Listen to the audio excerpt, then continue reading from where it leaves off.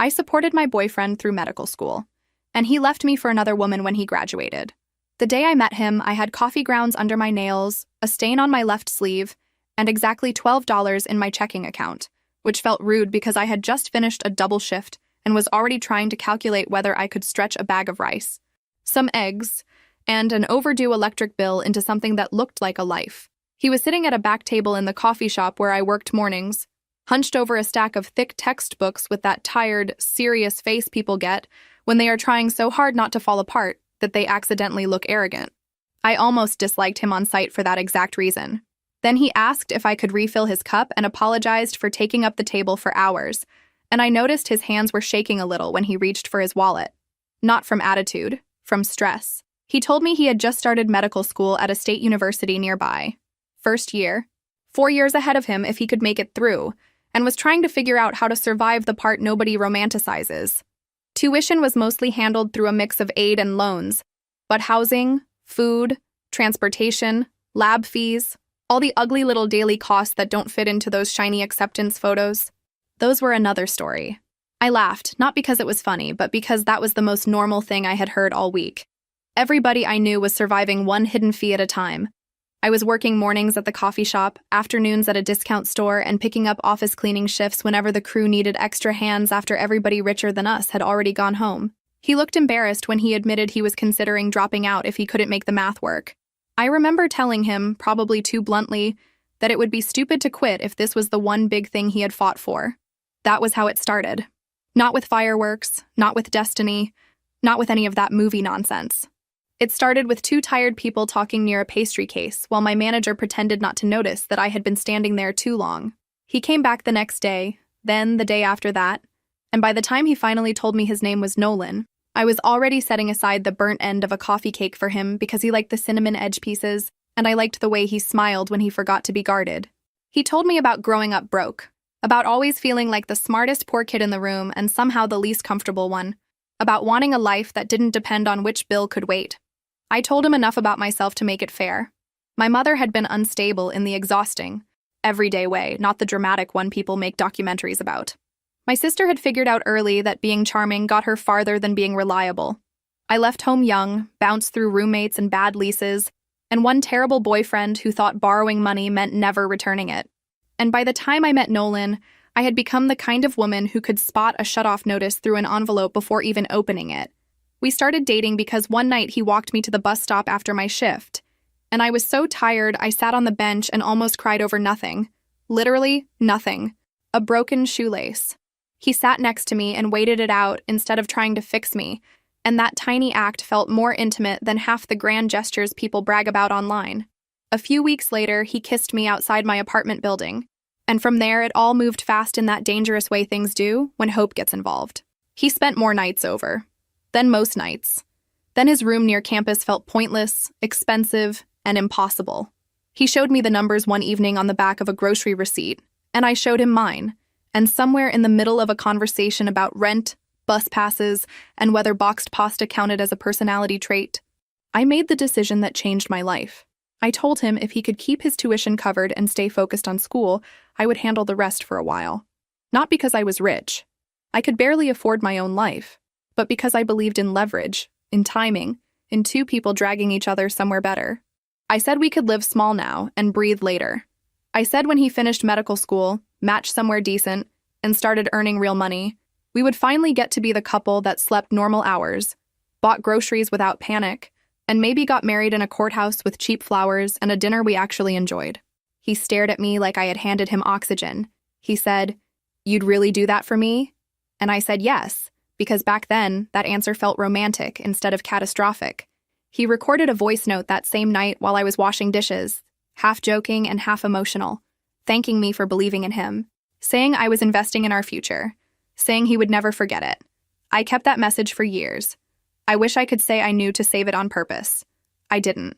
I kept it because hearing someone sound that grateful was addictive. So we made our little arrangement. He would study like his life depended on it, because in a way it did. And I would keep the lights on, food in the cabinets, and the sort of fragile stability that lets another person dream big. I picked up extra overnight cleaning shifts almost immediately. I started sleeping in weird fragments and telling myself this pace was temporary. I told myself this was temporary. I told myself love sometimes looked like exhaustion before it looked like comfort. I told myself a lot of things then. Some of them were even true for a while. The first year ran on caffeine, bus schedules, and delusion, which sounds harsher than it felt at the time.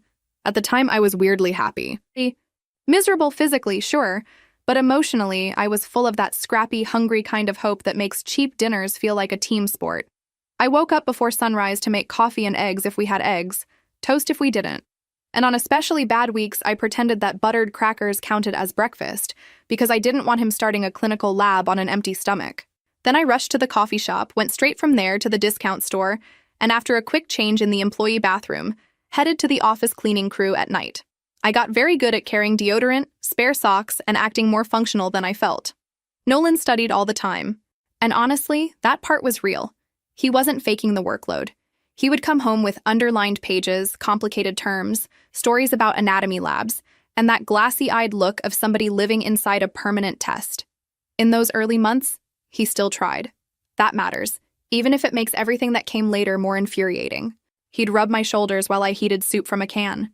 He'd listen when I complained about my manager cutting hours for people she personally disliked, which was apparently most of the staff. He'd tell me little facts from class in a voice that made him sound like a kid showing off a science project.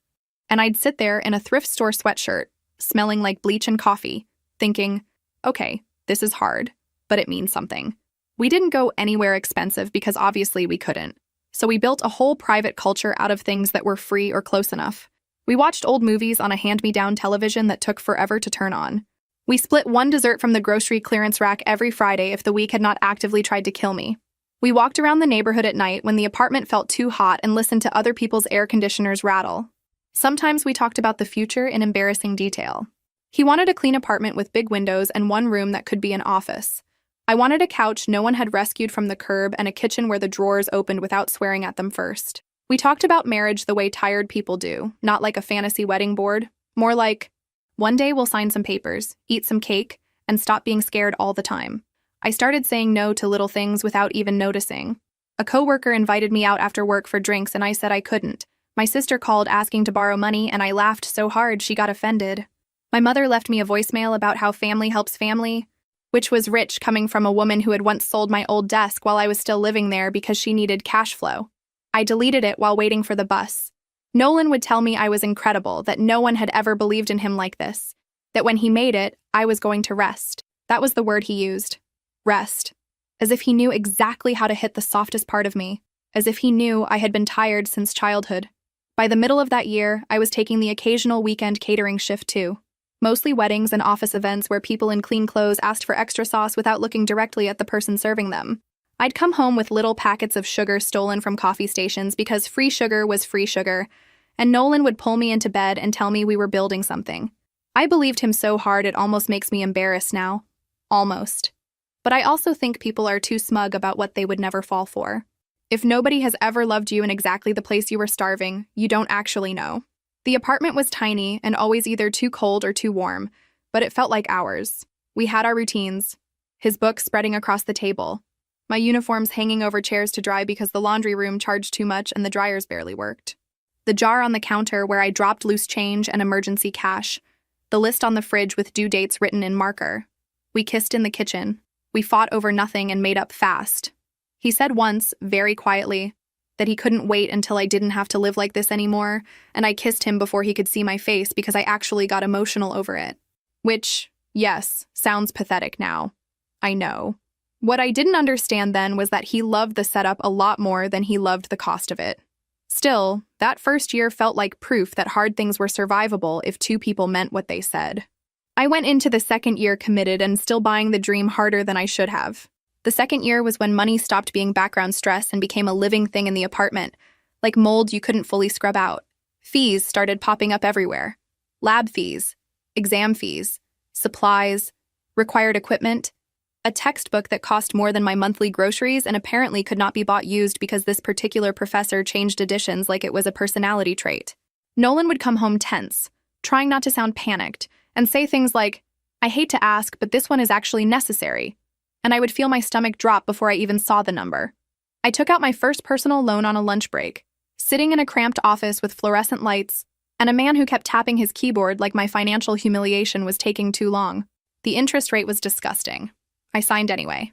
What was I going to do? Let him drop a required class over a fee I might somehow survive? That is how these traps work. Nobody drags you into them dramatically. You walk in because you love somebody, because there are bills due, because the alternative feels worse. Then you come out with a payment plan strapped to your back and tell yourself it's temporary. My own life got smaller and smaller in ways I barely registered in real time. I stopped buying lunch and skipped meals often enough that my body adjusted. I lied to Nolan a lot about basic things. I said I had already eaten. I said a bill had been lower than expected. I said a coworker had given me a ride when really I walked because I needed bus fare elsewhere. He noticed some of it, but not most of it. And the part of me that wanted him to notice kept arguing with the part of me that was proud of shielding him. Then there was the stupid, expensive stethoscope. I still remember that, because it was one of the first times I felt something sour under my sympathy. He mentioned that a lot of students had better equipment, that certain professors were weird about presentation, that he felt out of place. He didn't directly ask. He just said it in that disappointed voice. And I spent the next 2 days thinking about it while scanning discount shirts and smiling at customers who talked to me like I was furniture. Finally, I sold the last nice thing I owned from my grandmother, a thin gold bracelet she had left me when she died. It wasn't valuable enough to change my life, but it covered the equipment. I handed him the box that evening, and he lit up like a child. He kissed me, told me I was unbelievable, and then spent the next hour taking pictures of it from different angles. I went to the bathroom and cried quietly, not because I regretted it exactly, but because I had just traded family history for an object he would use around people who would never know what it cost me. A few months into his second year, the debt collector started calling more aggressively. They always somehow knew the worst possible time. During my break, while I was stocking shelves, while I was standing outside in the cold waiting to clock into the cleaning shift, I got good at whispering, "Can I make a partial payment Friday?" while pretending I was just checking a voicemail. One woman spoke to me in the fake sympathetic tone people use when they are about to threaten you politely. I went into the supply closet after that call and sat on an upside-down bucket for 5 minutes staring at mop handles like they were going to offer life advice. They didn't, for the record. Emotionally, Nolan started pulling away in tiny, deniable ways. Not enough to confront, not enough to make a neat list, just enough to make me feel lonelier in my own apartment. He was always tired, always buried, always distracted. When he did talk, it was about school. When I talked, he listened with half his face turned toward a screen or a textbook or the next thing. Sometimes I'd say something and know by the beat of silence that he had not heard a word. Then he'd apologize, kiss my forehead, tell me he was fried, and I would swallow my hurt because, technically, he wasn't wrong. He was fried. So was I. But only one of us still had energy for the other. I worked sick more times than I can count that year. Fever, cough, stomach bug, weird rash from cleaning products didn't matter. Missing one shift could mean late rent, and late rent could mean a fee, and a fee could mean dominoes falling for weeks. I started living in that permanent, almost panic that poor people know too well, where even a small inconvenience has to be treated like an incoming storm. Through all of it, I kept hearing his old promises in my head. When I make it, when this pays off, when you can finally breathe. I held on to those words so hard they left marks, even after he had already started becoming someone else. By the third year, Nolan had started orbiting a different world. And I don't mean that in a dramatic way.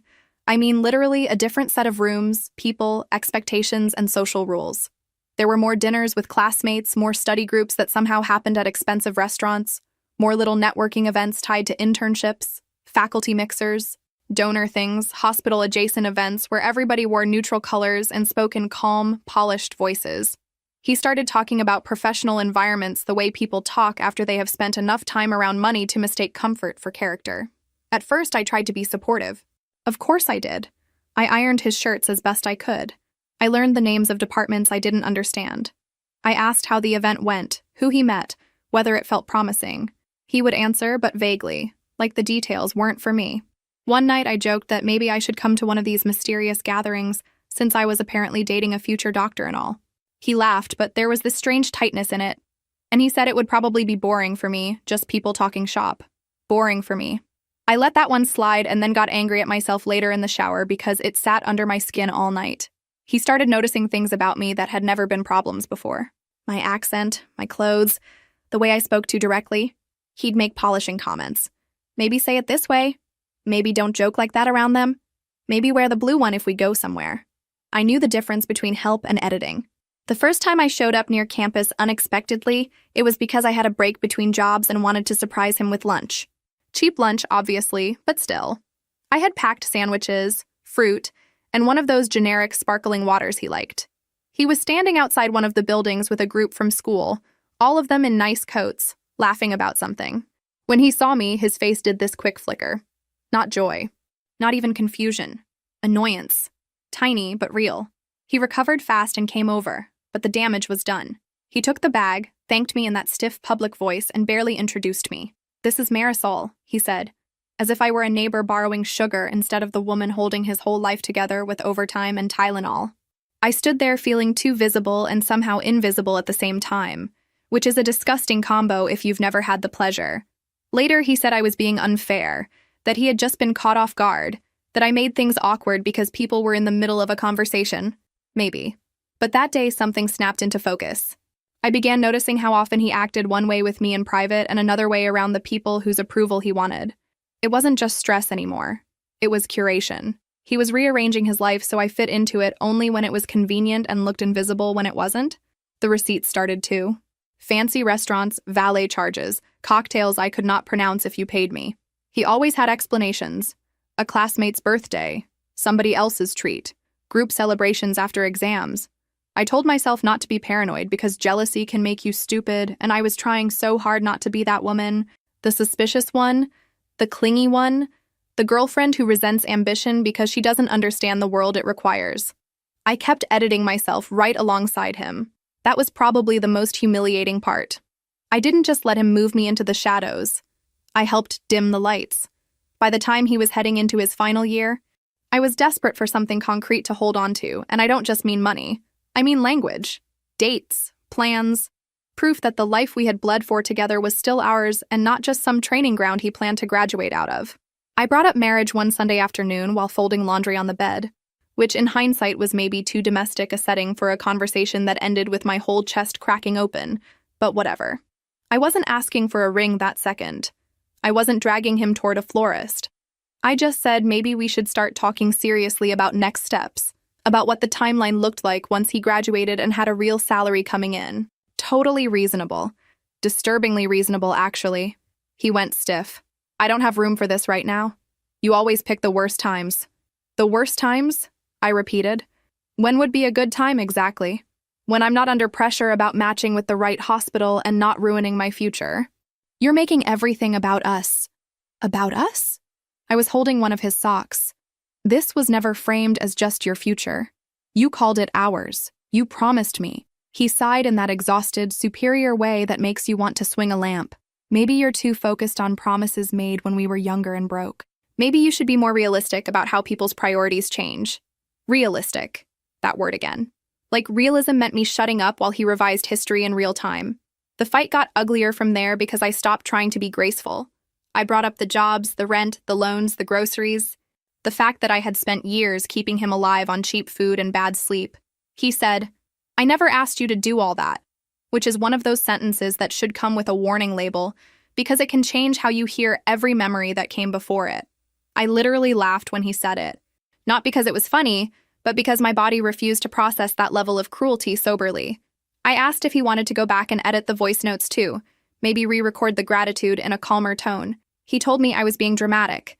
Then, and this is the part I still replay sometimes when I want to ruin my own day, he said maybe if I had spent these years building something for myself instead of hovering around his career, I wouldn't feel so insecure now, hovering around his career.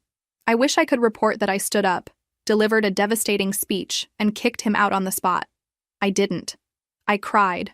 Quietly at first, then not quietly. I hate admitting that because people love dignity in hindsight. But the truth is, I cried the way people cry when they realize they have been speaking one language in a relationship, while the other person has already moved on to another and forgot to mention it. He stood there irritated. Not comforting. Not cruel in an explosive way. Just cold. That was new. Cold Nolan was worse than angry Nolan because anger at least implied emotion. Cold Nolan looked at me like I was a problem to manage. After that conversation, something changed in the apartment that never fully changed back. He stayed later at school. He took calls in other rooms. He stopped making even fake future comments.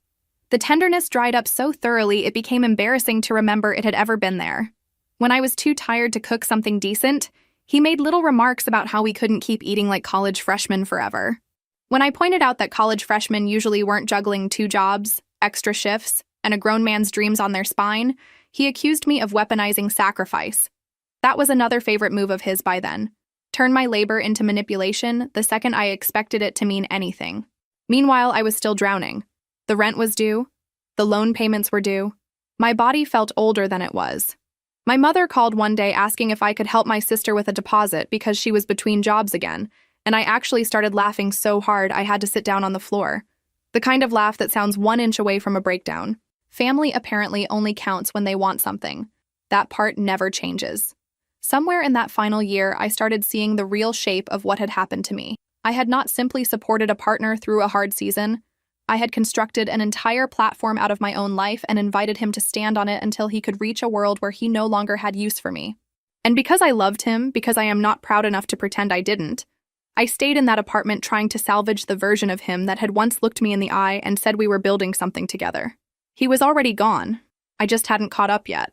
When he graduated from medical school and matched into a residency program at a respected hospital, I still threw him a celebration. That sentence alone should qualify me for some kind of support group. I used the last bit of free cash I had after rent to buy cheap decorations, a grocery store cake, and those little plastic trays that make food look more intentional than it is. I cleaned the apartment top to bottom, even though I had worked the night before and my knees were throbbing. I told myself maybe this would reset things. Maybe once the pressure of school was off, he would come back to himself. Maybe he would look around, see what I had done, and feel ashamed of how distant he had become. Hope can make a woman decorate her own humiliation in streamers. A few of his co-workers and former classmates came by, plus 2 people from my jobs who actually liked me enough to show up with paper plates and genuine excitement. The apartment looked exactly like what it was, a cramped place paid for by a woman who had been surviving, not posing. Nolan walked in, took one look around, and I saw it hit his face before he could hide it. Embarrassment. He thanked me, but there was a stiffness to it, like he was trying not to react too strongly in front of witnesses. For the rest of the evening, he floated. He never settled beside me. He never once put an arm around me and said, "This is the woman who got me here." He introduced me to one coworker as Marisol. "We've known each other forever," which was technically true in the same way calling a house fire a temperature issue is technically true. One of my friends from the discount store hugged me and whispered, "Girl, are you okay?" while pretending to admire the cake. That was how obvious it was. The whole night he seemed preoccupied with managing impressions. His coworkers were dressed nicely without looking like they had tried, which is a class signal all by itself. They asked the sort of soft questions people ask when they don't know what to do with a setting beneath their expectations. Where was he thinking of living now that he was starting at the hospital? Was he staying near this area much longer? Had he considered closer options? He answered them like I wasn't standing 3 feet away. I felt like unpaid staff at my own event. At one point, I came out of the kitchen and heard one of them joke that residency pay would at least get him out of starter housing, and Nolan laughed. Not politely, not nervously. He laughed like he agreed. After that night, he started spending money on himself in a way that made me feel actually dizzy. Better clothes, more expensive shoes, a watch that, according to him, mattered for professional image, though I failed to see how telling time in a hospital requires swallowing my grocery budget whole. He replaced his old phone even though the old one worked fine. He got haircuts more often. He started buying cologne that clung to our bathroom like ambition and bad choices. Every purchase came with a justification. He had to look the part. People notice these things. First impressions matter. Meanwhile, debt collectors were still calling me, not him, because all the ugly paperwork lived under my name. One afternoon, I told him a creditor was threatening legal action if I didn't make a larger payment that month. He barely looked up from the message on his screen and said he couldn't keep bailing out every mess from the past when he needed to establish himself. I stared at him so long he finally looked uncomfortable. "Every mess from the past?" I repeated, because I wanted to make sure the cruelty had arrived in its final form and I wasn't mishearing it. He rubbed his forehead and said he didn't mean it like that, which is what people say when they absolutely meant it like that, but hate the echo of their own voice. He started staying out later after shifts too. At first, it was easy to believe because hospitals are brutal and schedules are chaos. He said there were team dinners, drinks after long days, social obligations that helped him fit in. I wanted to be supportive, and also I was so tired I could barely think. So I swallowed my suspicions and kept doing what I had always done. Working, paying, adjusting, hoping, shrinking. Sometimes he came home after midnight smelling like expensive soap and bar air. Sometimes he barely came near me before showering. We were still sleeping in the same bed, technically. But the relationship had started to feel like one of those leases where one person has mentally moved out months before the boxes appear. The worst part was how embarrassed I became by my own need. I wanted acknowledgement so badly it made me feel small. I wanted him to say out loud, to anybody, to me, to a wall, that I mattered in the story of his success. I wanted him to look at the bills on the counter and say, "I've got this now. Rest." Remember that? His word. Instead, he drifted further into this polished version of himself while I kept dragging around the wreckage of the version that had helped build him. There is a specific kind of loneliness in realizing someone still accepts your labor while already rejecting your place in their future. I lived in that loneliness for weeks before I saw the first hard proof that I had not been paranoid enough. I saw them at a hotel ballroom because life apparently enjoys slapstick when it comes to heartbreak. I had picked up an extra catering shift for a corporate event. One of those glossy networking evenings where everybody has name tags, tiny plates, and opinions about wine they did not grow themselves.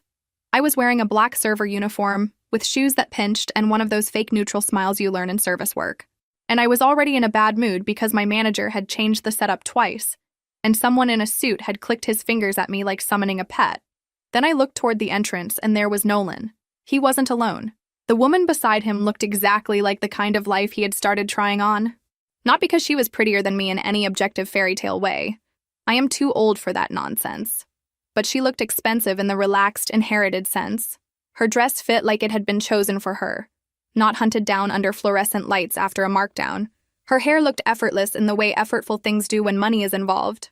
She was laughing at something he said, and he was leaning toward her with this open, attentive warmth I had not seen aimed at me in so long that my body recognized it before my mind did. Then he touched the small of her back. Then, a little later, when they thought nobody was paying attention, he kissed her. I didn't drop a tray or burst into tears or make a scene.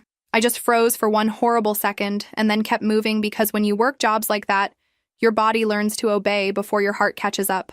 I carried drinks to a table while my ears rang. I smiled at strangers. I stood near a service station pretending to fold napkins, while secretly watching the man I had supported for years court another woman like he had never once come home to me smelling like bleach and fatigue. He looked lighter with her. That was what made me want to scream. Lighter. As if I had been the weight and not the reason he was standing in that room at all.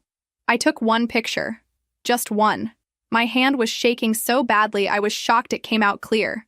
Them near the bar, his face turned toward hers, his hand still on her back. Then I put my phone away because I genuinely thought I might throw up. I finished the shift somehow. I don't remember most of it. I remember someone asking for more ice. I remember the smell of roasted chicken making me nauseous. I remember locking myself in a restroom stall for maybe 3 minutes and staring at my own shoes like they belonged to a different woman, one who had made better choices and therefore was not currently on the clock at the venue where her boyfriend was introducing his new life to donors and colleagues. He came home near dawn. I was sitting on the couch in the dark, with all the lights off because I didn't trust myself to do anything dramatic if I stayed in the bedroom. He smelled like cologne and someone else's perfume and that late-night sweetness hotels always have, like money and stale air conditioning. He said he had been stuck at an extended work thing. I just looked at him. He kept talking. A long shift, then drinks, then networking, then one of the attendings wanted to introduce him around. Lie after lie, laid down casually, like he thought the years had trained me to accept whatever shape of reality he offered. I didn't confront him that second because I was too stunned and, if I'm honest, too strategic. That surprised me about myself. Usually when I am hurt, I go hot. I say the thing. I make the call. I send the text and regret it 12 minutes later, but that night I just nodded once and said I was tired. He showered and crawled into bed. I stayed on the couch until the sun started lifting, and then I got up, made coffee with hands that wouldn't stop trembling, and started noticing every lie that had been sitting in plain sight. The next few days I investigated quietly. I checked what I could check. I watched how he moved. I asked one careful question here and another there. It didn't take long to learn that the woman was the daughter of some local businessman with enough money and connections to make Nolan's eyes light up from across a room. She had never really had to work, from what I gathered. She floated in and out of charity boards, event planning committees, hospital fundraisers, that whole polished world of soft power and clean nails. She was not just a side relationship, she was a bridge. That realization hurt more than the cheating by itself. If he had simply slept with someone out of selfishness, that would have been ugly but ordinary. This was something else. This was an upgrade strategy with flirting attached. He wasn't just betraying me physically. He was reorganizing his entire identity around a more useful woman, one whose presence made his new life easier to explain and more impressive to inhabit. I started understanding, with this cold little clarity that made me feel sick, that I had become the secret embarrassing origin story. The rough draft. The person you don't mention when you are trying to sell everyone a cleaner version of yourself. When I finally confronted him, I showed him the photo first. No preamble, no dramatic speech, just the image on my phone between us at the kitchen table. His face changed, then hardened. Not guilt. Anger. "Did you follow me?" he said immediately. "Jesus, Marisol, taking pictures of me? That's invasive, that's unhinged." I laughed. That awful laugh I'd started doing around him. "I was working. You were cheating." Different verbs. "This isn't what it looks like. Don't." I cut him off. "You kissed her. Your hand was on her back. Try again." He pushed back from the table so fast the chair scraped. "Maybe we need to rethink everything if this is who you're becoming." "Who I'm becoming," I repeated slowly. "The person who caught you.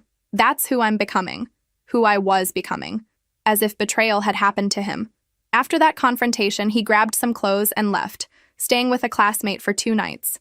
He sent one message saying he needed space because things had gotten toxic, which almost impressed me with its audacity. Toxic. Right.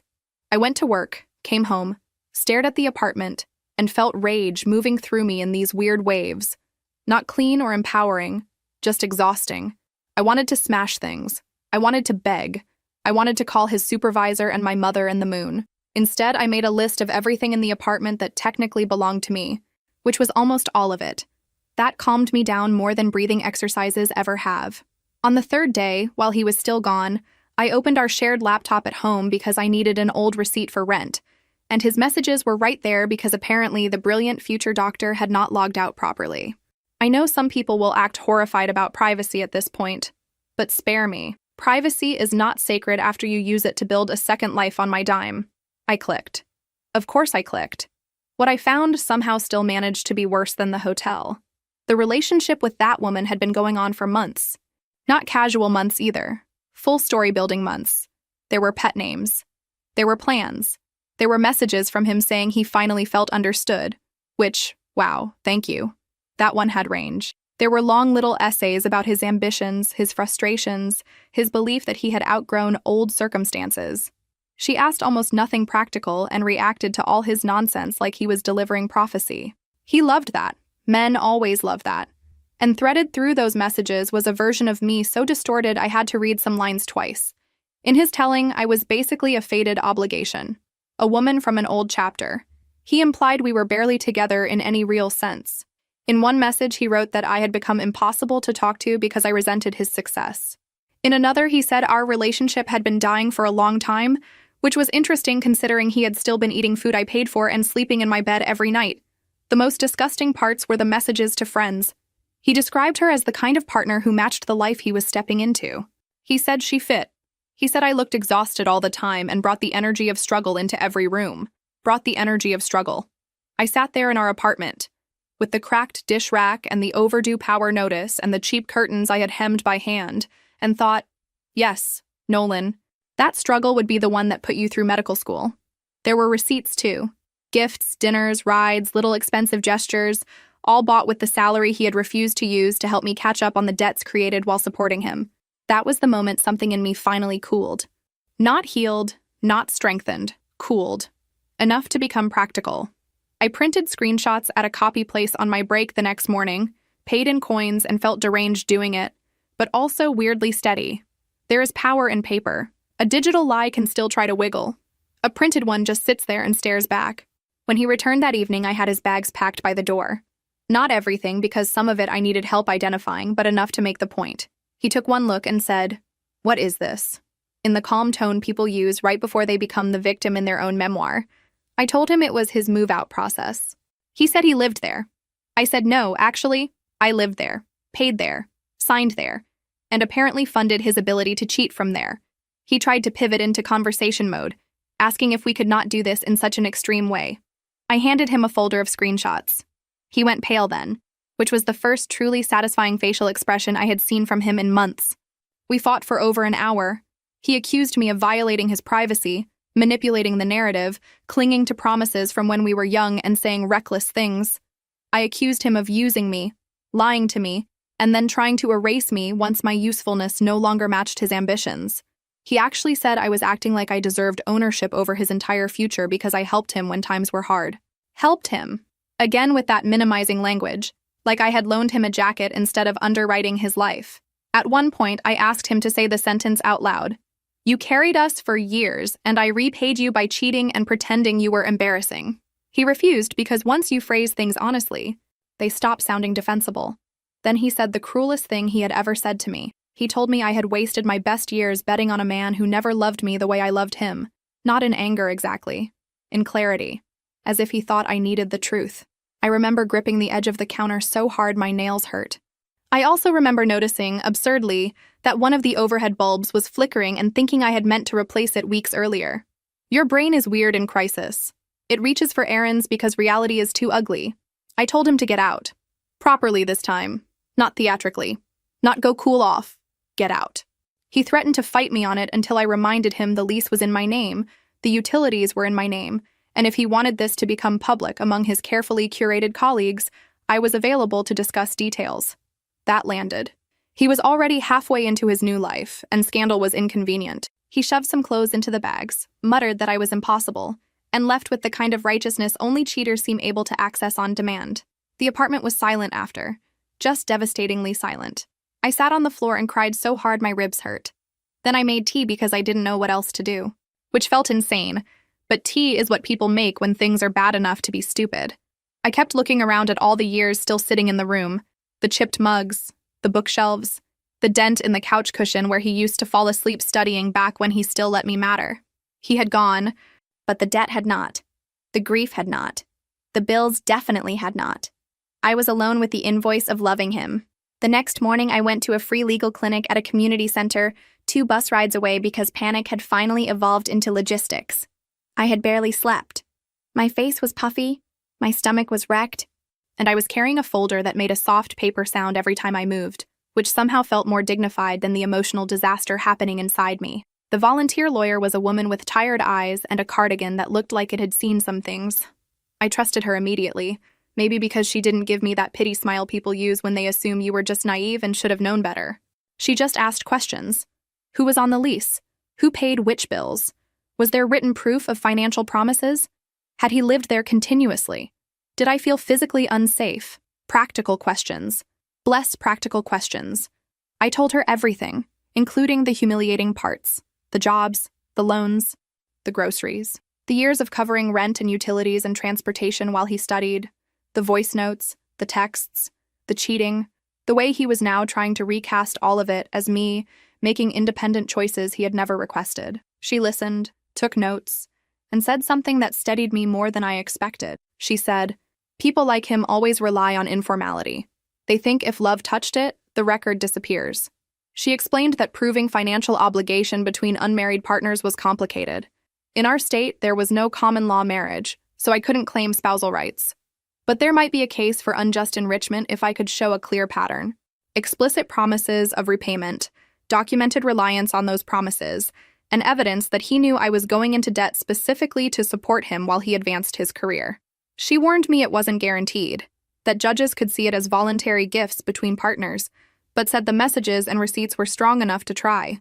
More importantly, she said, even filing would create public record and pressure, which sometimes mattered more than the legal outcome itself. I almost cried right there in the office because yes, exactly. Informality had been his shield.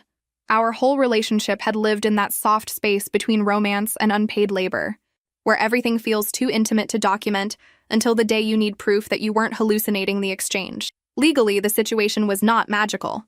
She was very clear about that. This was not some movie where I could dramatically reclaim every dollar and watch a judge deliver a speech about justice while he shriveled in shame. But the lease was mine. So removing him was straightforward as long as I handled notice properly.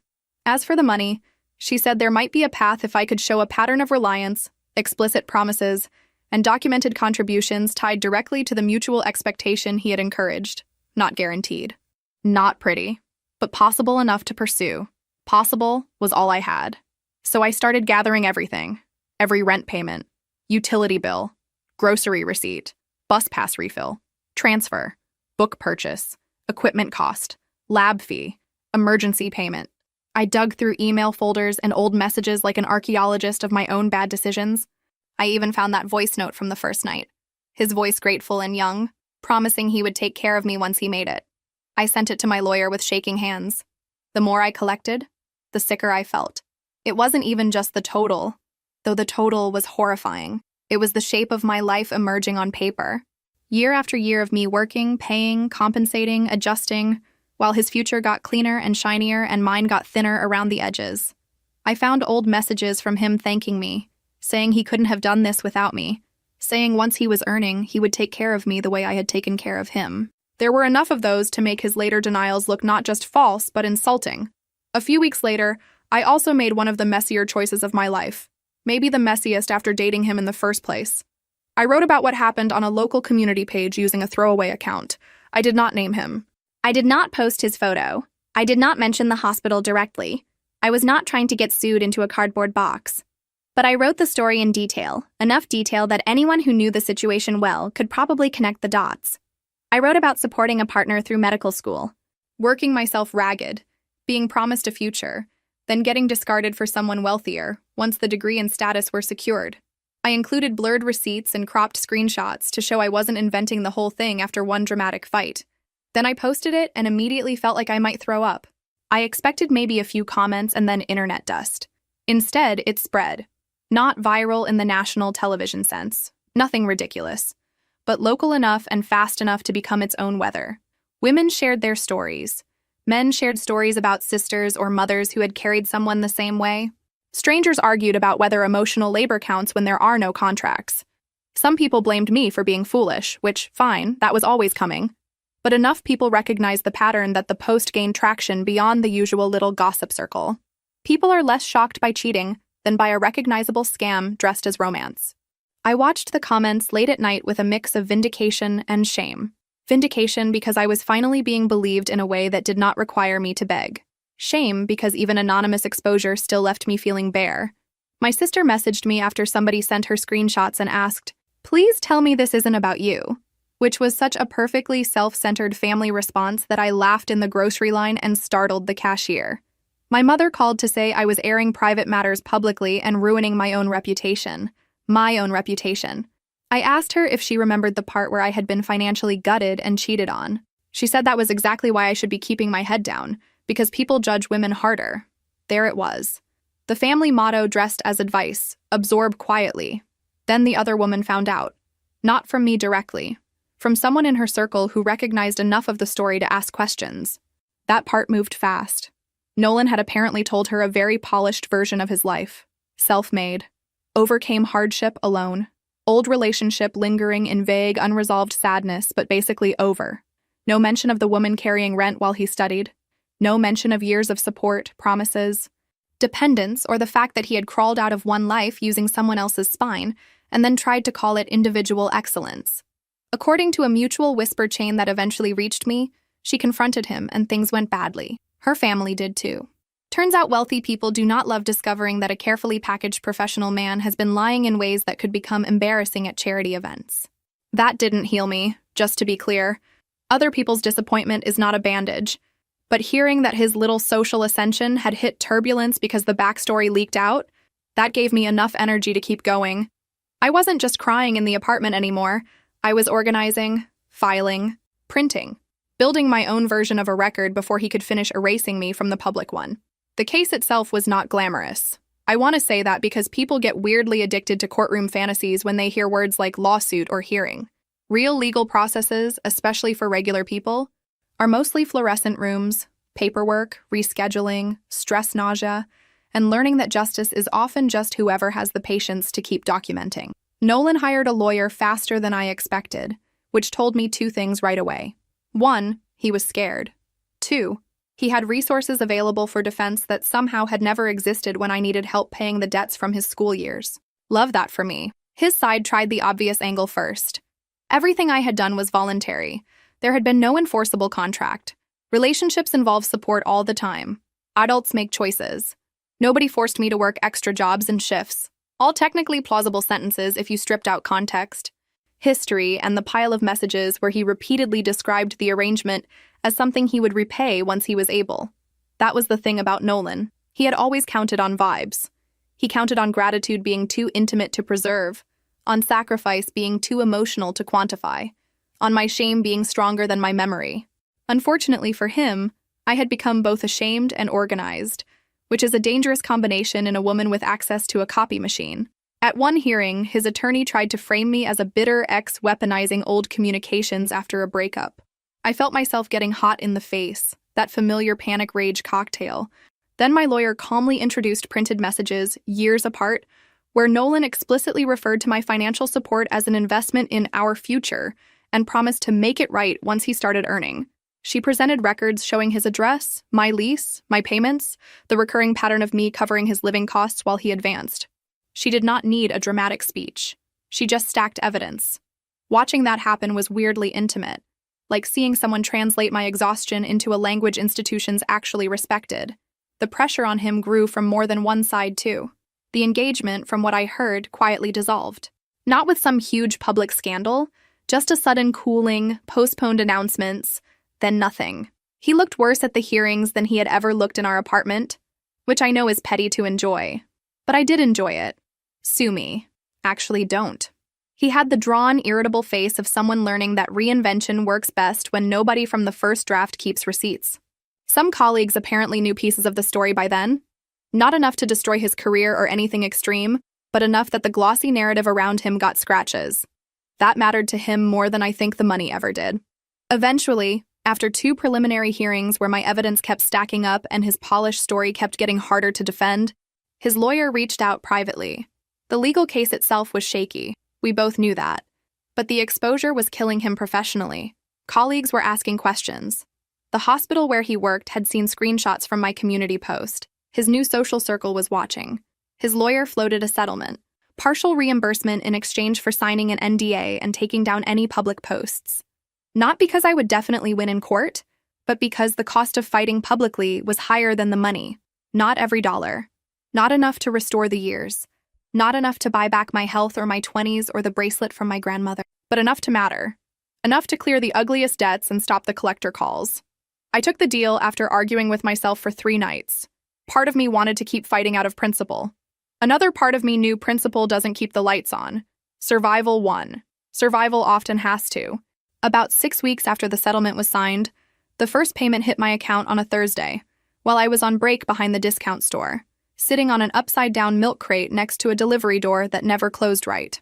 I checked the balance 3 times because I didn't trust my eyes. Then I cried into a paper napkin and had to go back inside pretending seasonal candles were still the most important thing in my emotional life.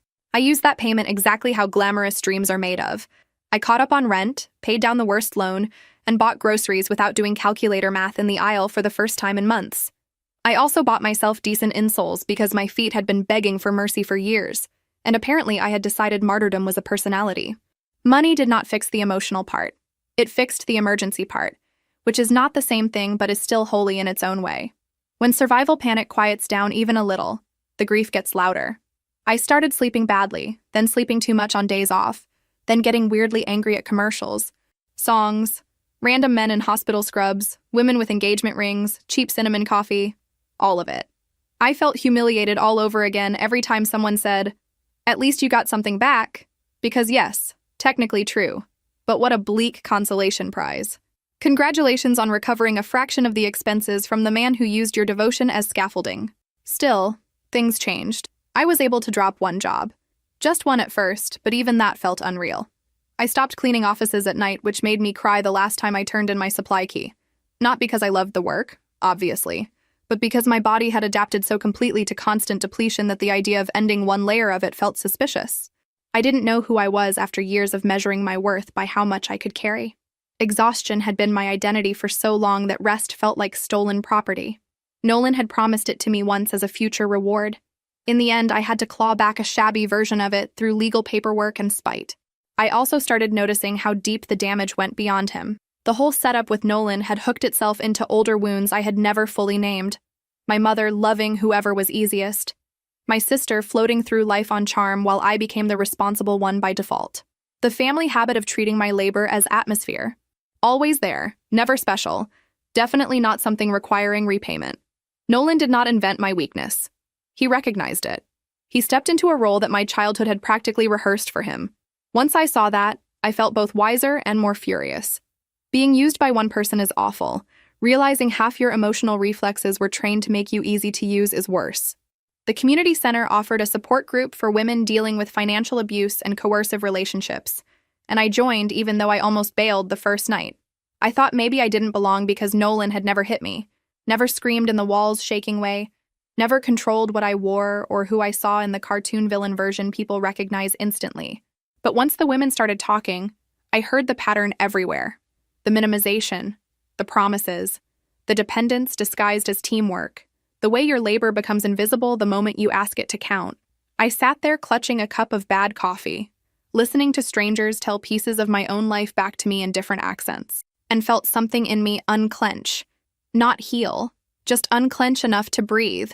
That was the season of my life when I became less romantic about endurance.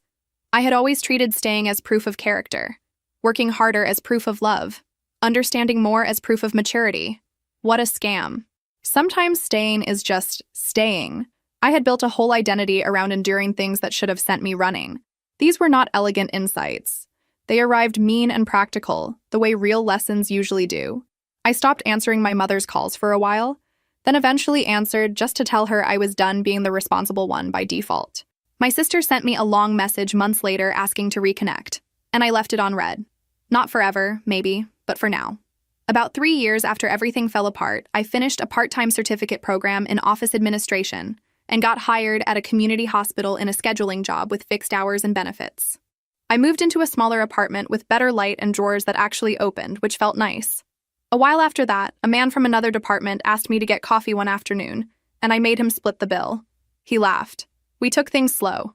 I did not need rescue. I needed consistency. The last payment from Nolan came through with no message. Good. By then, I didn't want an apology. I wanted my life to stop sounding like his biography. What I got was quieter and better. I got my name back. I got to stop confusing love with disappearing. I got to sit in my kitchen after work, eat dinner I could taste, and understand that peace is not dramatic, but it is honest. And after everything, honest was enough. My fiancé disappeared on our wedding day, and I found out I was his financial plan, not his plan to build a family with. My wedding day actually started weirdly calm considering how it ended, which is probably why I did not see the disaster coming even when the little red notification popped up on my phone. I was standing in this overlit dressing room at the venue, half zipped into my dress, with my best friend trying to fix a loose curl in my hair. And for some reason, my first thought when the phone buzzed was that my mother was probably complaining about parking or food temperature or whatever else she could find to stress me out. I remember laughing when I reached for the phone, making some joke about her never letting me have a peaceful moment, and then my thumb opened the message and the joke just kind of died in my throat so quickly, it felt like someone had put a hand around my neck. The text from my fiancé was short and painfully clear. No emojis, no explanations, just a handful of words that slammed into my chest like a physical hit. He wrote that he could not do it, that he was not coming, that he was sorry and that it was better this way, and that he hoped one day I would understand. That was it.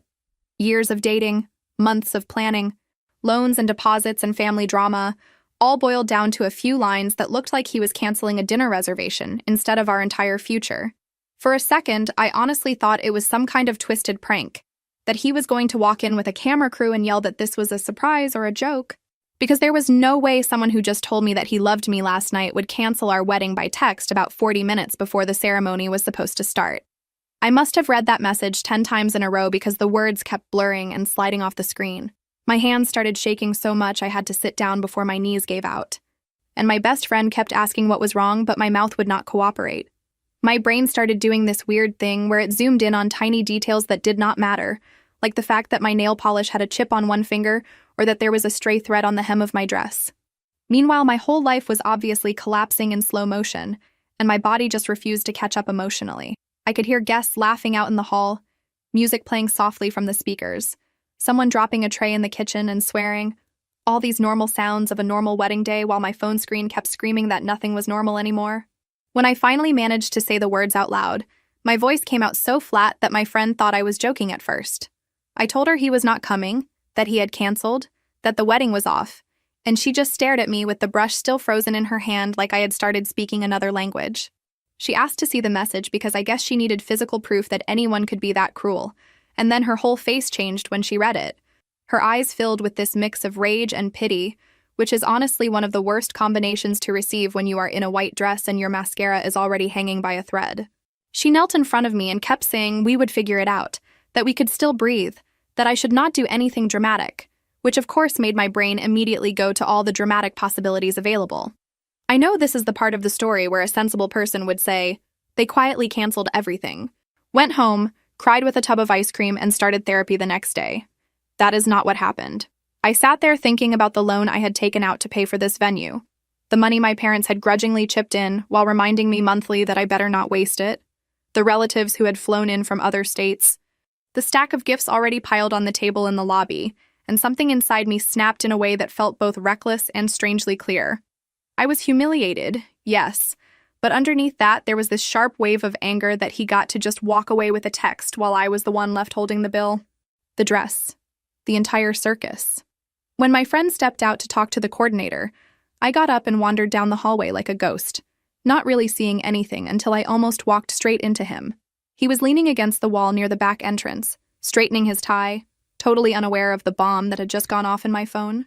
My fiancé's best friend, his roommate from college, the guy who had always been weirdly protective of me in every fight, the one who would walk me to my car after group dinners and check if I got home safe. He looked up and smiled in that automatic, polite way before his expression shifted into concern when he saw my face and the phone still clutched in my hand. He asked if I was okay, and I laughed, which probably disturbed him because it did not sound like a normal laugh at all. I just handed him the phone without saying a word and watched his eyes move across the screen. His jaw tightened in this way I had seen before whenever my fiancé crossed a line, but this time it went further, his whole body tensing. He whispered a curse under his breath and asked when the message came, and when I told him it had been only a few minutes earlier, he ran a hand through his hair and looked like he wanted to punch a wall. I remember thinking that of all the people in that building, he was probably the only one who truly knew the worst sides of my ex and still had tried to warn me in his own quiet way. The thing about being betrayed in such a public and humiliating way is that your brain stops following the normal script of what is reasonable. You start grabbing for anything that feels like control.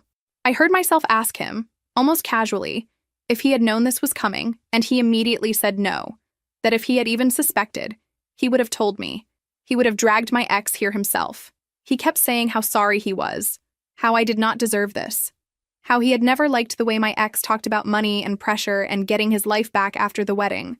And something clicked in my head because I suddenly realized I had seen all those tiny flashes of discomfort on his face for years and ignored them. Maybe it was the dress, maybe it was the adrenaline, maybe I was losing my mind, but I looked at him and said very calmly that I was not willing to be the pathetic bride who got left at the altar by text while everyone whispered about it for years. I told him I was not going to waste the ceremony, the food, the music, the flowers, the entire evening, just because one coward backed out. The words came out before I could fully process them, but once they were hanging in the air, I could not pull them back. I said that if my ex did not want to stand at the front of that room with me, someone else could. Then I asked him if he had feelings for me beyond friendship, because I had seen the way he looked at me when he thought I was not paying attention, and I was tired of pretending I had not noticed. His face went a little pale when I asked that, like I had ripped open a door he had been leaning against for years. He tried to deflect at first, saying this was not the time, that I was in shock, that I would regret any decision made in the middle of this chaos. I told him I already regretted spending years with someone who could cancel our wedding with a paragraph, so my bar for regret was pretty high at the moment. Finally, he admitted, in this small, hoarse voice, that yes, he had been in love with me for a long time, that he had tried to bury it, that he hated himself for not telling me sooner, especially when he started to see just how transactional my ex was about the marriage. I stood there in my dress, staring at him, and the ridiculousness of the situation almost made me laugh again. Here I was, the bride without a groom, offering myself a replacement like I was swapping out a part in some broken machine, but it did not feel like that inside my chest. It felt like choosing not to let my ex control the narrative of my life, not even in his absence. I told him I wanted to walk down that aisle, not because I was desperate to be married to anyone, but because I refused to be the girl everyone remembered for collapsing and canceling everything while 150 people watched. When I asked if he would stand up there with me, stand up, not as a legal husband, but as someone who was willing to promise that he would be there while I tried to rebuild whatever came next, he hesitated so hard I could see the war happening behind his eyes. He said it was insane, that people would think we had planned it, that it would look like betrayal on top of betrayal, but also that he had never seen me look so certain in all the time he had known me. He admitted that he had tried to warn me about my ex, but every time he got close, I would shut him down because I did not want to hear anything that did not match the picture of the perfect fiancé in my head. He said he felt guilty for not pushing harder when he suspected things about money and messages and shady behavior, that maybe if he had been braver, we would not be standing here in this mess. I told him I was not asking him to save me, that I was asking him to stand next to me so I did not have to stand in front of our friends and family alone, and explain that I had been abandoned like a package on the wrong porch. I said we could figure everything else out later, the legal stuff, the relationship, all of it, but right now I needed someone who was actually willing to be there. He finally nodded, slowly, like a man signing a contract he wrote for himself, and said that if I was truly sure, if this was coming from a place of self-respect and not pure revenge, he would stand with me.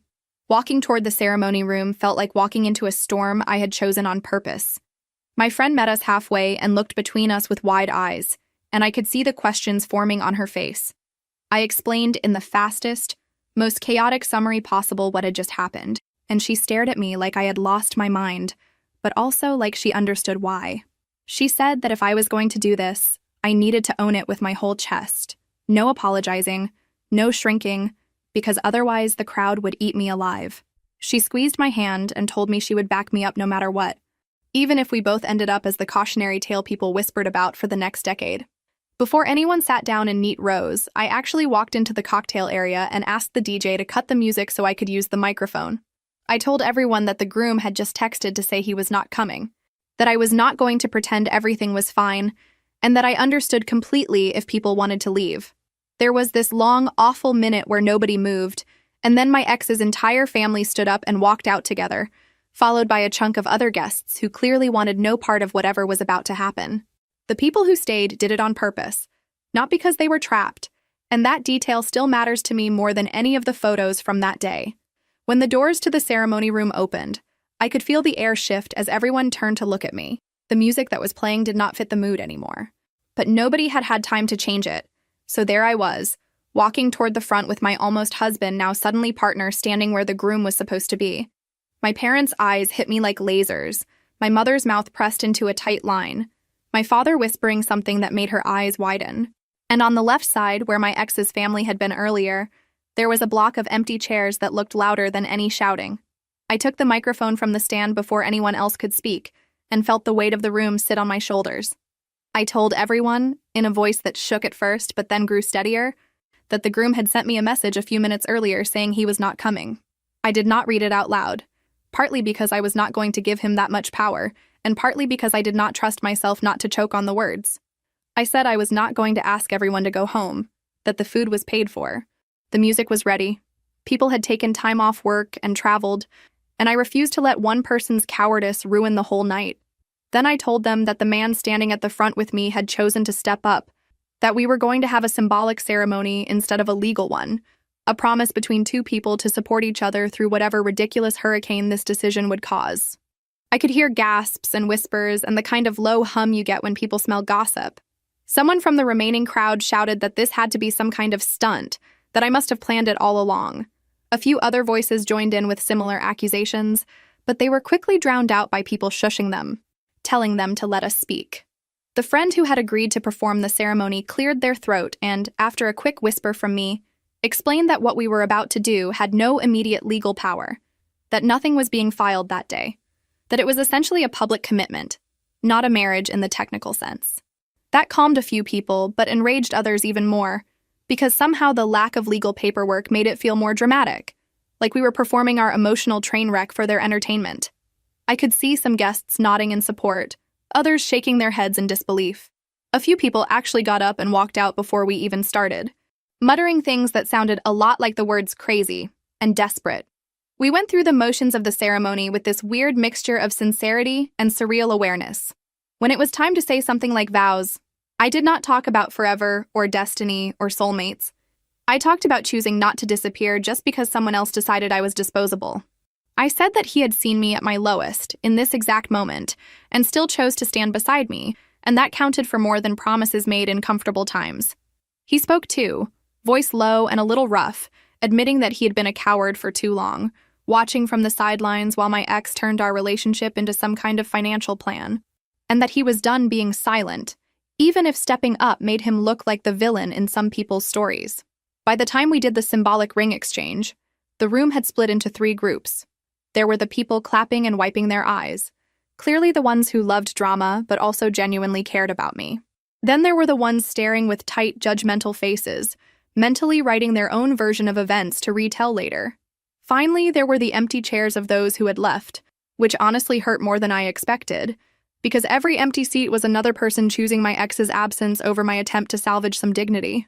The reception that followed felt like walking through a minefield in heels. Every table was a different vibe.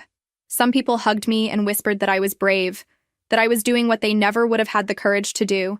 Others pulled me aside and suggested I should have just canceled, gone home, licked my wounds in private instead of dragging everyone into this twisted alternate ending. My parents took turns approaching me with tight smiles, asking if I was sure, if I had lost my mind, if this was about love or about money already spent. I could see my mother calculating how this would sound when she told her friends, how she could spin it so she was the victim of my chaos instead of one of the reasons I needed so badly to prove I would not fall apart. My new partner for the night, who I guess technically became my boyfriend in that moment, even though the label felt way too small for what we had just done, stayed close but kept this uneasy distance. Like he was still asking himself if he had just made the biggest mistake of his life. We danced once, awkwardly, because people expected it, and I could feel him tense whenever we caught someone's phone pointed at us. He kept saying we could still backtrack on the legal side, that nothing was filed. That if I woke up tomorrow and decided this was all a grief response, we could reset back to friendship, or whatever version of friendship you have left after you share vows in front of your families. At some point, much later, when most of the older relatives had gone home and it was mainly younger friends lingering at the bar, he pulled me into one of the smaller side rooms with a look on his face that told me he had been holding something in all night. He pulled out his phone, scrolled for a bit, and then handed it to me like someone passing over a lit match. On the screen, there were message screenshots, some with my ex, some in group chats, some from late nights when they had been talking about me without realizing they were leaving a paper trail. I read lines about getting through 2 years so he could secure a solid settlement, jokes about marrying a walking savings account, comments about how his ex, the musician who always needed help, was the one who made him feel alive while I would make sure the bills got paid. My stomach twisted so hard I thought I might throw up on the spot. He explained that he had started saving those messages months earlier, when he realized my ex was not just venting, but actually outlining a plan, talking about manipulating prenups, about making sure certain assets stayed in his name while others were joint, mentioning debts I knew nothing about. He admitted that he had not saved everything because it felt wrong to snoop, but the bits he kept were the ones that made his skin crawl. He had tried, in his way, to warn me by asking questions and making comments, but every time he got too close, I would shut it down, accusing him of being jealous or paranoid.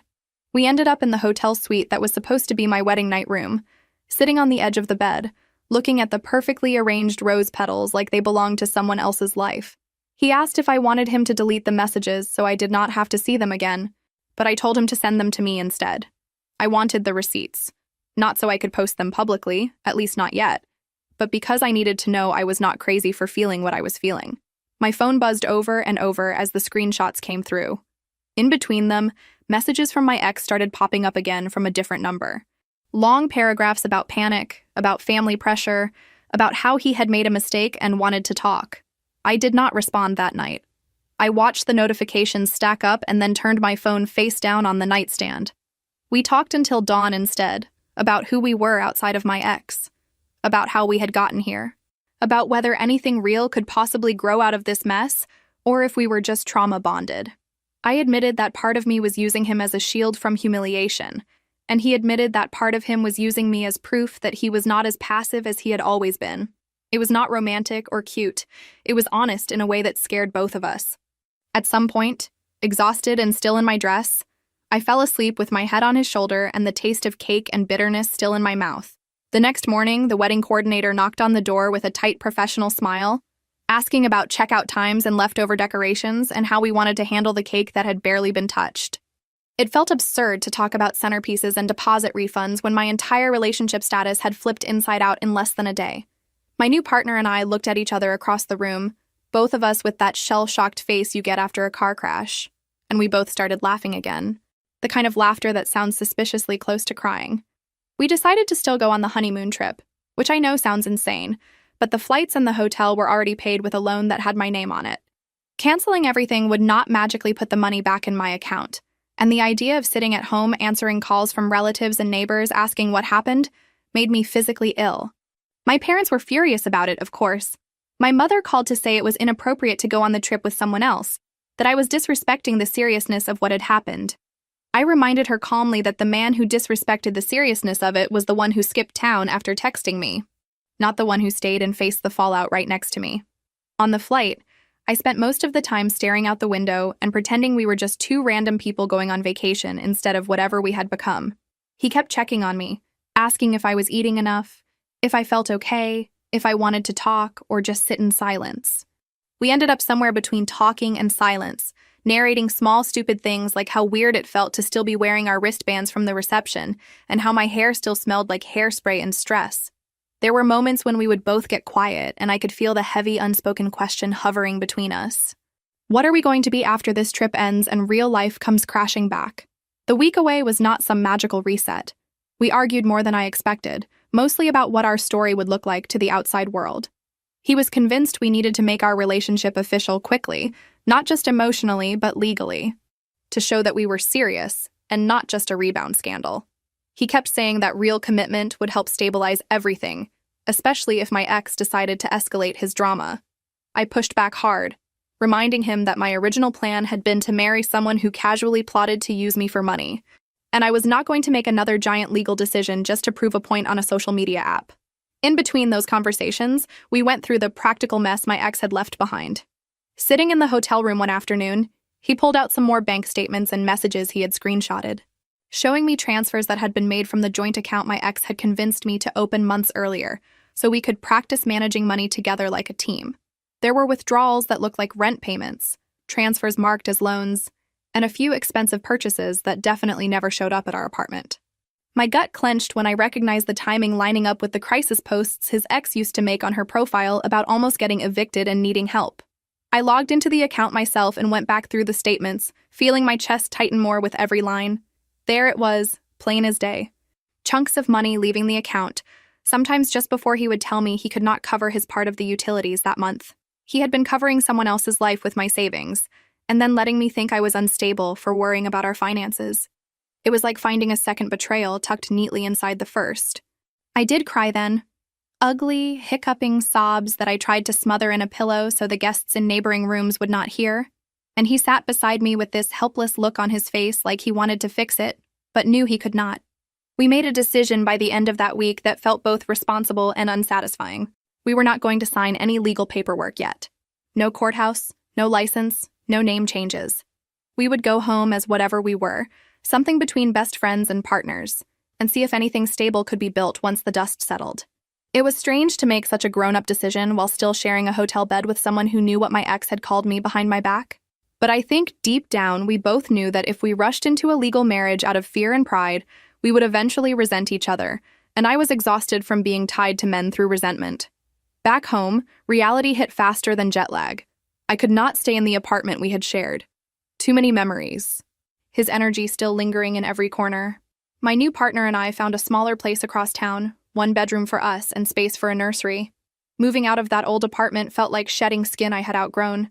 My ex, who had apparently spent that week sending me wall of text after wall of text, switched tactics when I did not respond. The messages became shorter and more aggressive, then morphed into indirect posts on his social media, vague statuses about betrayal and loyalty, and how some people reveal who they really are when the money is on the table.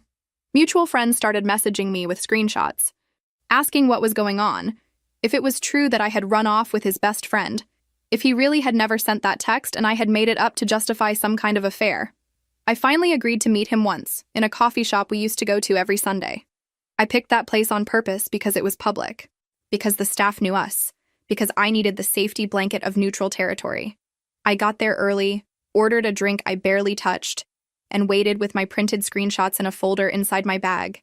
When he walked in, my body went tense in this automatic way, like muscle memory of leaning in for a kiss. Even though that was obviously not happening, seeing him in person after everything almost broke my resolve because he looked exactly the same, which felt obscene. He did not look like a villain or a mastermind. He just looked like a tired man in a nice shirt who had no idea how much damage he had caused. He started talking before he even sat down, spilling out excuses about panic attacks and cold feet and how he had felt suffocated by the expectations of a wedding rather than the idea of being with me.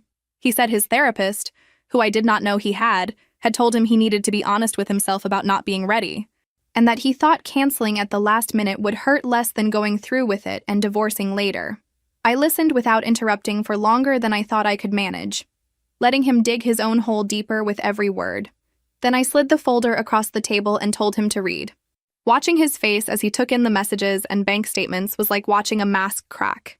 He tried to play it off at first, saying it was dark humor, that men vent to each other in gross ways they do not mean, that he never would have really gone through with any scheme. When I pointed out the exact days the money left the account, the dates that lined up with his ex's public crises, the gifts and bills and debt payments that matched his own words, his voice started to shake. He tried to grab my hand and I pulled away, not in a dramatic movie slap kind of way, but in this small, exhausted motion that said I was finally done being handled. I told him that I would be pursuing whatever legal options I had to get back at least some of what he had taken, that I had already spoken to a lawyer, that the screenshots and statements were saved in multiple places. I told him I did not care if he apologized, if he claimed mental health issues, if he blamed his upbringing or his stress. None of it changed the fact that he had turned me into an investment strategy. He accused me of setting him up by keeping the messages. And I laughed, genuinely laughed, because the irony of him screaming about privacy after weaponizing our entire relationship financially was just too much. Leaving that coffee shop felt like walking out of a courtroom after testifying. I did not feel triumphant or vindicated. I felt drained, like my bones were heavy and my skin did not fit quite right. I paid for both our drinks on my way out, not because I wanted to be kind, but because I wanted the symbolism. I refused to let him spin some story about how I had left him stranded with the bill, literally or metaphorically. When I got outside, I sat in my car for a long time, letting the air conditioning run, staring at my reflection in the window, and barely recognizing the woman looking back at me. If the story ended there, it would have been messy but simple. But my ex did not know how to leave anything alone. Within days, there were more posts on his profile, more vague accusations about betrayal and humiliation, and people who care more about optics than about mental health. Then came the video. A friend sent it to me, warning me before I opened it that I should probably be sitting down. In the video, he talked for almost an hour, telling his version of events in this calm, mournful tone that made him sound like the wounded hero of some indie movie. He painted me as controlling, obsessed with appearances and money, implied that I had emotionally abused him by pushing for the wedding, hinted that my new relationship had started long before that day. He never mentioned the text message. He glossed over the financial details by calling them private matters blown out of proportion, and he barely acknowledged the planning of any scheme, claiming that friends say stupid things to each other when they are stressed. The comment section was a war zone.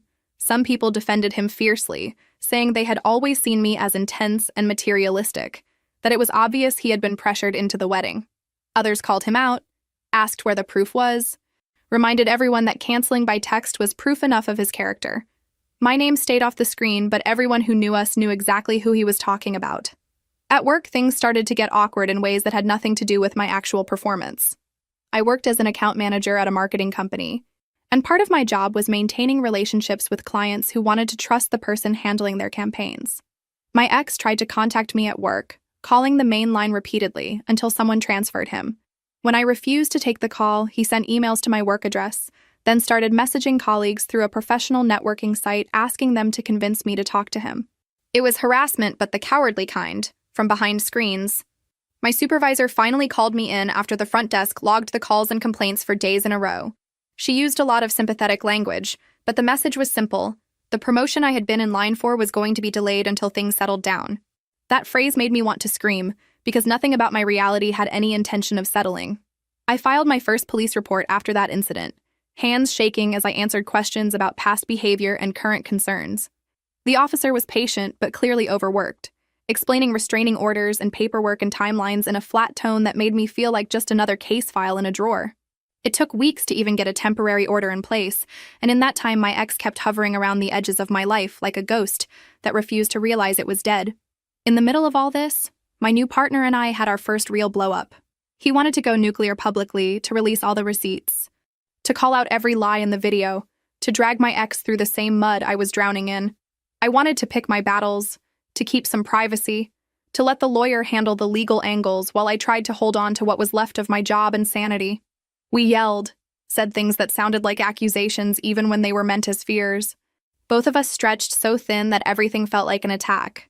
A few weeks after that ridiculous symbolic ceremony, because the universe has a messed up sense of timing, I found out I was pregnant. I was only a few weeks along when the doctor told me, but I felt like I had been carrying the weight of it already without knowing.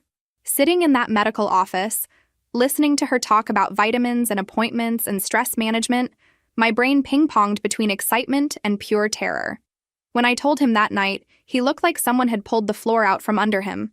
He caught himself quickly, tried to smile, said he loved me and wanted this with me, but I could see the fear in the corners of his eyes. We were barely stable as a couple. We were in the middle of what felt like a public scandal, and now there was a baby in the mix. His instinct was to fix it by locking everything down. He brought up marriage again, this time with even more urgency. He said he did not want our child to grow up in a story where people doubted their family structure or whispered about timelines. He started talking about insurance and legal rights and security in that practical way that is so easy to confuse with love. I pushed back again, harder this time, telling him that I refused to drag a child into a commitment made out of panic. The argument that followed was one of the ugliest we have ever had. He accused me of being stubborn just to prove I could not be controlled. I accused him of wanting to erase his guilt about betraying his friend by turning our mess into a fairy tale family unit. We did go to a lawyer together, though. We needed to. The financial mess my ex had left behind was not going to clean itself up, and I wanted to know if the money he had siphoned from our account could actually be recovered. The lawyer, a tired-looking woman who had clearly seen more family drama than any human should, listened to our story without much visible reaction. She asked pointed questions, took notes, told us what would be easy and what would be a nightmare.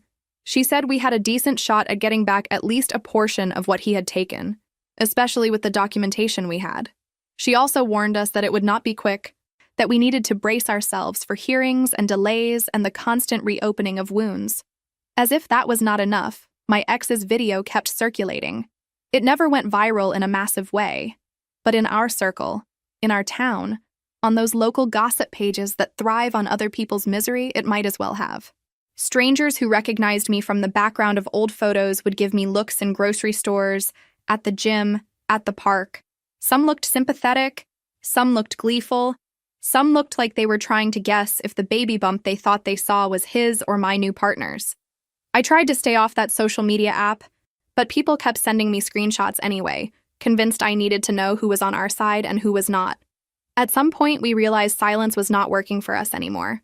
The lawyer advised us to keep things measured, but she also said that letting his story sit as the only version in public was not helping. So we posted our own statement. It was shorter, less dramatic, just a picture of the text message where he canceled, and a brief caption explaining that he had left me by text minutes before the ceremony, that the so-called best friend had stepped in only after that the financial issues existed and were being addressed legally. We did not drag his mental health. We did not spill every painful detail. We just offered enough truth to show that his version was, at best, selective. The reaction was exactly what you would expect. People who already believed me felt vindicated. People who worshipped him accused me of faking the screenshot, of doctoring the timestamps, of being manipulative enough to set him up. A decent chunk of people landed somewhere in the middle, shrugging and deciding that everyone involved was messy, and therefore equally guilty. It was weirdly freeing to realize that no amount of proof would convince some people. Once you accept that a certain percentage of the crowd is committed to misunderstanding you, you stop wasting energy trying to win them over. Meanwhile, the legal process moved slowly, like everything in that system does. The restraining order finally went through after a series of hearings where I had to sit 10 feet away from my ex while he acted baffled that I felt unsafe. The judge granted it, and for a brief moment, I felt like I could breathe without checking every car that drove past my building. That peace lasted until the night the front desk called to say there was an envelope waiting for me. Inside was a handwritten letter from him, several pages long, apologizing and justifying in equal measure, ending with a request for a loan because he was out of work and had nowhere to stay. I did not answer, obviously. I gave the letter to my lawyer as evidence that he still did not understand boundaries. Emotionally, though, it messed with me more than I wanted to admit. Part of me still remembered the version of him I had loved, the one who brought me soup when I was sick and stayed up late talking about stupid movies. Knowing that that version and the man who turned me into a financial exit plan were the same person made my brain feel like static. About 2 months later, my best friend called me with a voice that sounded like she was bracing herself. She told me that my ex had been hospitalized after what his family described as a breakdown. Apparently, they had found him in their basement, half catatonic, surrounded by bills and empty bottles and a laptop open to comment sections he should not have been reading. They checked him into a psychiatric program.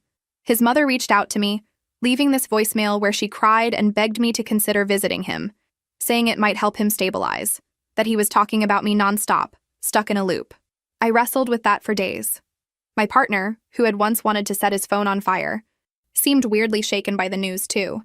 He had lost a friend in this, no matter how toxic that friendship had been by the end. We went back and forth about whether seeing my ex would be healing or harmful. My therapist, who I had finally started seeing regularly because I was tired of trying to untangle this mess alone, told me I needed to decide based on what was best for my mental health, not based on some imagined responsibility to provide closure for a man who had blown up my life. I ran it by my lawyer first, and we made sure the visit was arranged in a way that would not violate the order. In the end, we went. I will not pretend it was noble. It was a mixture of curiosity, guilt, fear, and some stubborn desire to look him in the eye one last time in a controlled environment. The clinic was quiet and smelled like antiseptic and cheap coffee. When he walked into the visitor room, he looked smaller somehow. Not physically, but energetically. His eyes were a little dull from whatever medication he was on. He smiled when he saw me, then froze when he noticed my partner sitting beside me, his hand resting lightly on my knee. My ex started apologizing almost immediately. He talked about childhood trauma, about pressure, about feeling trapped, about hating himself for the way he handled things. He said he was ashamed of the video, that he had been in a bad place and lashed out, that he regretted turning strangers into judges of our private life. He cried. It was not pretty crying either. It was messy and hard to watch. For a second, my heart tried to soften, because empathy is a stubborn thing. But then he started wrapping his apologies around little barbs, saying he never would have snapped like that if I had not pushed so hard for the wedding, if I had not been so focused on every detail, if his friend had not taken advantage of the situation. That was my line.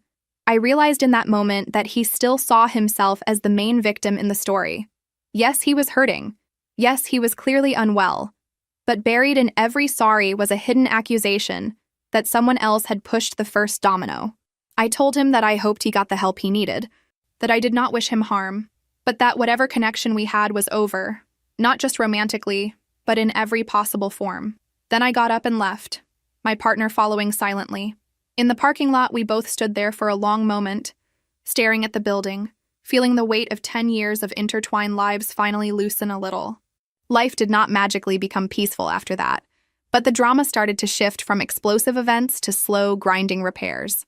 The civil case about the money moved forward in fits and starts. There were hearings and delays and more paperwork than I thought possible for what seemed like a simple concept. He took my money. I wanted it back. My job stabilized a bit. Some clients bailed when the gossip was hottest, but others stuck around, either because they did not care or because they had their own messy lives and recognized a fellow human disaster when they saw one.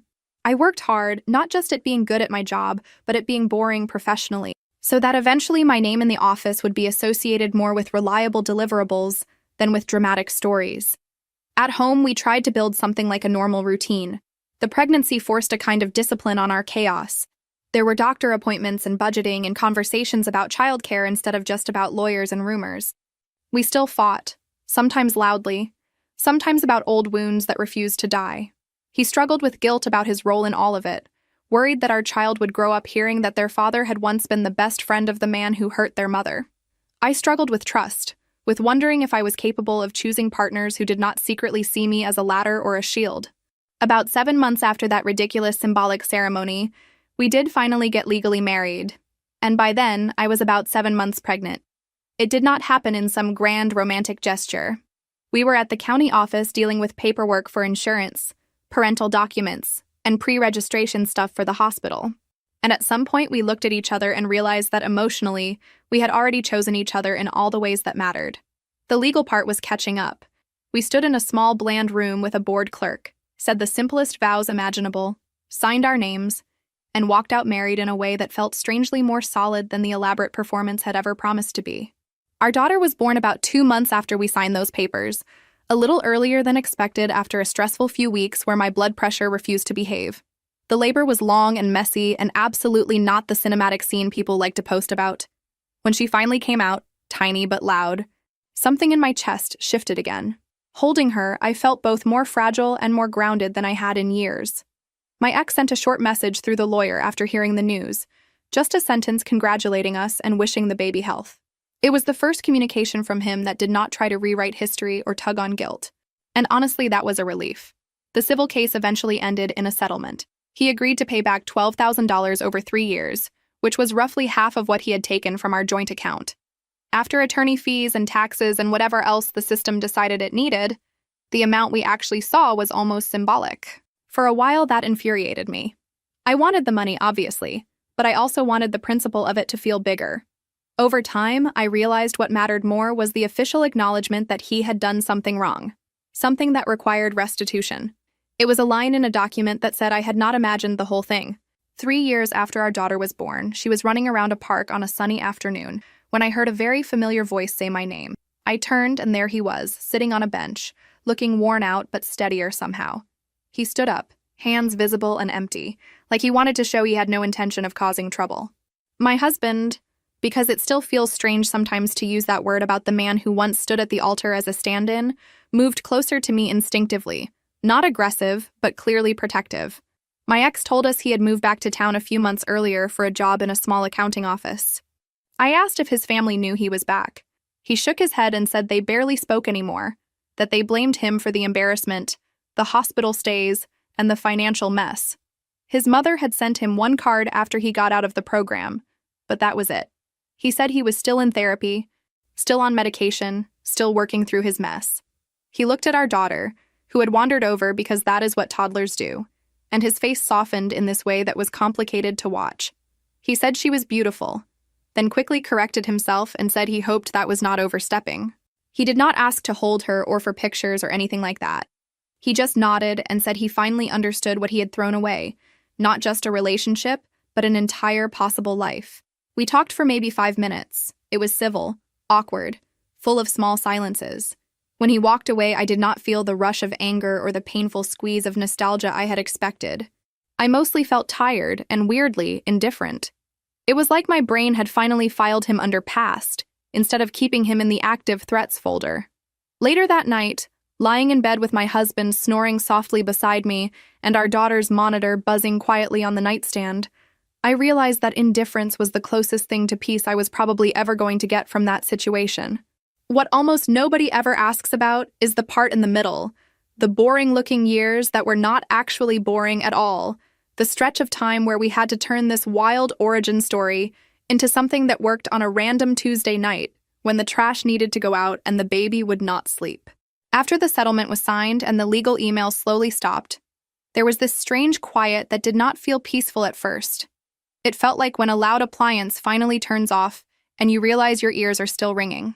I kept waiting for another message, another post, another twist, because my nervous system had gotten so used to constant alerts that normal days almost felt wrong. There were mornings when I would wake up already braced for impact, only to realize that the only thing on my schedule was a staff meeting and a prenatal checkup, and I did not quite know what to do with that kind of calm. My relationship with my parents did not magically transform either.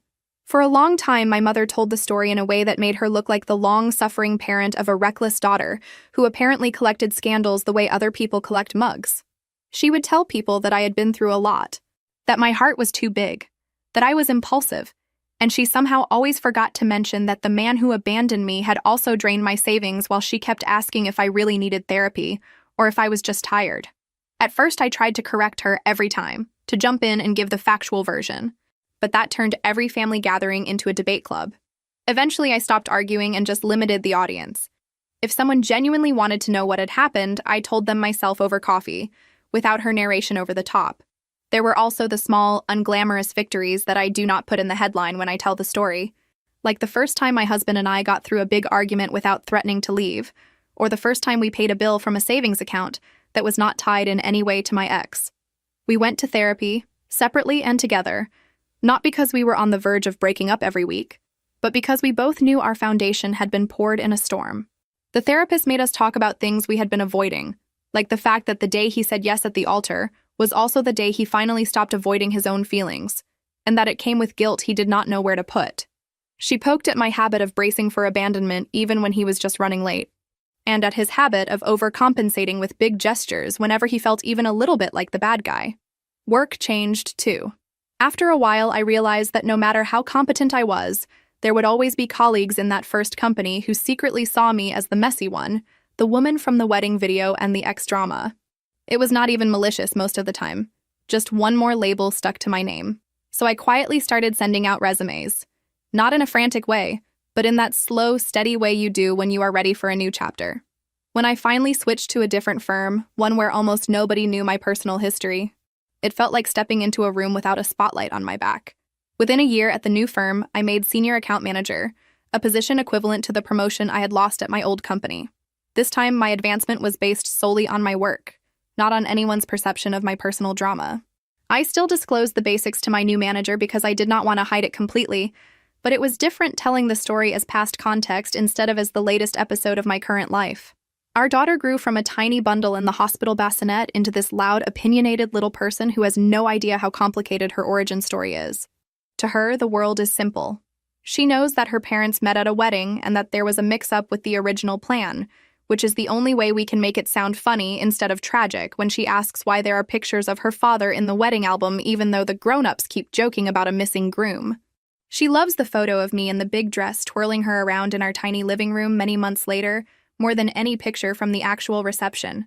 When she runs around the house wearing a towel as a cape, yelling that she is saving the day, I sometimes have to bite back a weird laugh, because part of me still wants to argue that what I did back then was not exactly saving the day, even if people tell it that way now. We did end up doing a small vow renewal later, once the dust had truly settled and life had turned into something that looked almost normal from the outside. It was not some grand production, just a simple ceremony in a backyard with a rented arch and a playlist made on a random streaming app. Only the people who had actually stood by us through the worst were invited. My best friend, the one who saw the text on my wedding day with her own eyes, made a toast that was equal parts roast and love letter. She talked about how sometimes people burn the script because they are done being written as the side character in their own life. And I could feel my mother physically cringe when she realized that line was aimed at her favorite narrative. The vow renewal was not about rewriting history or pretending the original chaos had not happened. It was more like saying, okay, we did this wild thing for all the wrong reasons and some right ones.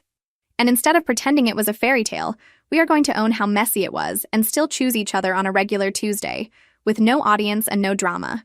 Our daughter walked very seriously down the makeshift aisle, holding a tiny pillow with 2 simple rings, taking the job so seriously that she shushed my cousin for whispering. My ex was nowhere near that day, not in person and not as a topic, and that absence finally felt like a neutral fact instead of a jagged gap. Every once in a while, some distant acquaintance will bring up the old video or the screenshots, like they are referencing an episode of a show I starred in briefly. They will say something like, "I remember when all that happened, you were so strong." And I have to resist the urge to correct them and say that strength is not really the word for what I was. I was cornered, angry, heartbroken, stubborn, and yes, maybe a little brave, but it did not feel like a heroic moment. It felt like a very human one. The real strength, if there was any, showed up later, in the months where there were no cameras and no gossip pages, just bills and crying and uncomfortable conversations about trust and pride. Sometimes, late at night when the house is finally quiet and I am sitting at the kitchen table with a lukewarm drink, I still replay certain scenes in my head and wonder how different everything would be if I had made one small choice differently, if I had canceled the wedding politely and gone home, If I had listened to my husband when he tried to warn me months earlier and actually looked at the numbers. If I had stayed single for a while instead of stepping straight into another relationship under the brightest spotlight imaginable. There are versions of my life where I avoid some of the pain, where I keep my reputation cleaner, where fewer people feel entitled to have an opinion about my choices. There are also versions where I stay with a man who quietly sees me as a credit line instead of a partner. None of those hypothetical lives come with a guarantee of less heartbreak. They just come with different headlines. The funny thing is that the more time passes, the less I feel the need to defend every detail. In the beginning, I wanted everyone to understand exactly why I did what I did, to see each text and statement and court paper, to weigh the facts and declare a verdict. Now I mostly just want my little family to stay intact and reasonably healthy. I still find myself explaining it sometimes, especially when a new friend finally asks why my wedding photos look slightly off if they stare long enough, but it no longer feels like I am on trial. It feels more like I am describing a strange storm that blew through my life for a long stretch and then eventually moved on. Years later, when people hear the condensed version of my story, they tend to focus on the wedding day twist, like that was the main plot. They love the part where I walked down the aisle with someone else, where I refused to let myself be publicly humiliated, where I turned chaos into some half-romantic, half-unhinged move. They do not always want to hear about the months of legal paperwork, the nights of anxiety, the arguments, the therapy sessions, the awkward school events where I still occasionally catch someone whispering about that wedding. They want the headline, not the footnotes. But when I sit on my couch at night and think about everything, it is the footnotes that feel the most real. The way my best friend stayed even when she disagreed with my decisions, but knew I needed someone in my corner. The way my parents, as judgmental as they were at first, eventually babysat so we could go to court without bringing a toddler to a waiting room.